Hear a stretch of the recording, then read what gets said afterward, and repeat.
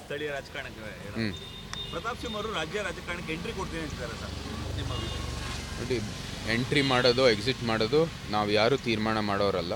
ಅದು ವರಿಷ್ಠರು ಮಾಡ್ತಾರೆ, ರಾಜ್ಯ ಮತ್ತು ರಾಷ್ಟ್ರದ ವರಿಷ್ಠರು. ಅವ್ರು ಮಾಡ್ಕೊಳ್ಳುವಂಥದ್ದು ಕೆಲಸ ಮಾಡಲಿ. ಇಲ್ಲಿ ನಾವು ಎಲ್ಲರೂ ಒಗ್ಗಟ್ಟಾಗಿ ಒಂದು ಫೇಸ್ ಆಗಿ ಒಂದು ಧ್ವನಿಯಾಗಿ ನಿಲ್ಲಬೇಕಾಗಿರೋದು ಅತ್ಯವಶ್ಯ. ಚಾಮರಾಜನಗರ ಕ್ಷೇತ್ರದಿಂದ ನಿಲ್ತೀನಿ, ಆ ಕ್ಷೇತ್ರಕ್ಕೆ ಸಾಕಷ್ಟು ಅಭಿವೃದ್ಧಿ ತಂದಿದ್ದೀನಿ ಅಂತ ಅವ್ರು ಹೇಳ್ತಾರೆ. ನೋಡಿ, ನಮ್ಮೆಲ್ಲರಿಗೂ ವಾಕ್ ಸ್ವಾತಂತ್ರ್ಯ ಇದೆ, ಅಭಿವ್ಯಕ್ತಿ ಸ್ವಾತಂತ್ರ್ಯ ಇದೆ, ನಾವು ಏನು ಬೇಕಾದರೂ ಹೇಳ್ಕೊಬೋದು. ಆದರೆ ನಮ್ಮ ಪಕ್ಷದ ಒಂದು ಸಂಘಟನೆಯಲ್ಲಿ ಯಾರೇ ಬಂದರೂ ನಾವು ಅವ್ರ ಪರವಾಗಿ ನಿಂತೀವಿ.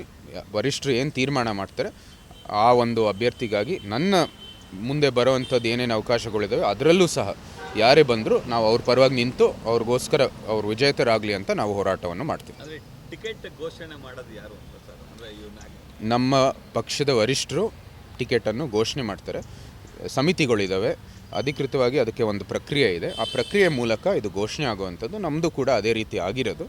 ಭವಿಷ್ಯದಲ್ಲೂ ಕೂಡ ನಮ್ಮದೇ ಆದಂಥ ಎಲೆಕ್ಷನ್ ಅಂತ ಉದಾಹರಣೆ ಅಂತ ತಗೊಳ್ಳಿ, ಯಾವುದೇ ರೀತಿ ನಮ್ಮ ಕೆಲಸದ ಆಧಾರ ಮೇಲೆ ಬೇರೆ ಬೇರೆ ಆಕಾಂಕ್ಷಿಗಳನ್ನು ಎಲ್ಲನೂ ಪರಿಗಣಿಸಿ ಅವರು ಒಂದು ಹೆಸರನ್ನು ಘೋಷಣೆ ಮಾಡ್ತಾರೆ.